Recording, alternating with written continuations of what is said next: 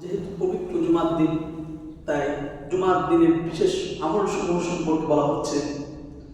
عن أوس بن أوس الثقفي رضي الله تعالى عنه أنه قال: من غسل يوم الجمعة واغتسل ثم بكر وابتكر ومشى ولم يركب ودنا من الإمام فاستمع ولم يركب كان له بكل خطوة عمل سنة أجر صيامها وقيامها. رواه الترمذي وأحمد بن ماجه. হযরত আউস ইবনে আউস আত-তাকাফি রাদিয়াল্লাহু তাআলা থেকে বর্ণিত, তিনি বলেন রাসূল পাক সাল্লাল্লাহু আলাইহি ওয়াসাল্লাম ইরশাদ করেছেন, যে ব্যক্তি পবিত্র জুমার দিনে 6টি কাজ করবে, আল্লাহ তাআলা তার মসজিদে গমনের পথে প্রতি কদমের বিনিময়ে 1 বছর নফল নামাজ ও 1 বছর নফল রোজা দান করবেন। আমল 6টি হলো এই: নাম্বার 1, জুমার নামাজের উদ্দেশ্যে বলা গোসল করা। নাম্বার 2, ওয়াক্ত হওয়ার সাথে সাথে মসজিদে চলে আসা, আযানের অপেক্ষা না করা। নাম্বার 3, পায়ে হেঁটে মসজিদে আসা, কোনো সাওয়ারি গ্রহণ না করা। নাম্বার 4, মসজিদে এসে যতটুকু সম্ভব সামনের কাতারে বসা, অর্থাৎ ইমাম সাহেবের দিকে অগ্রসর হয়ে বসা।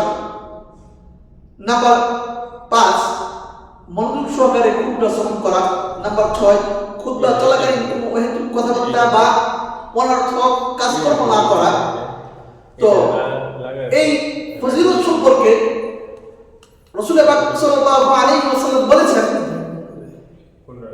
কোন সহিহ হাদিসে এত অধিক পরিমাণে ফজিলত কোন আমল সম্পর্কে বলা হয় নাই। এই 6টি আমল যে ব্যক্তি করবে, আল্লাহ তাআলা তার মসজিদে গমনের পথে প্রতি কদমের বিনিময়ে 1 বছর নফল নামাজ ও 1 বছর নফল রোজা দান করবেন। তো আমলগুলো খুবই সহজ।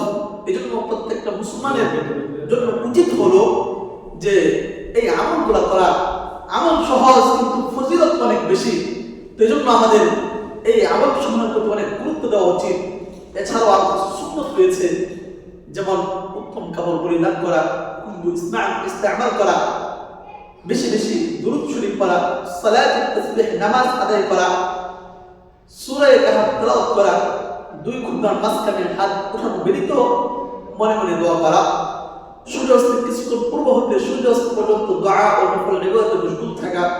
আল্লাহ পাক রব্বুল আলামিন আমাদের সকলকে এই সুন্নাতগুলোর উপর আমল করার তৌফিক দান করেন, এই সমস্ত সুন্নাতের উপর আমল করার তৌফিক দান করেন।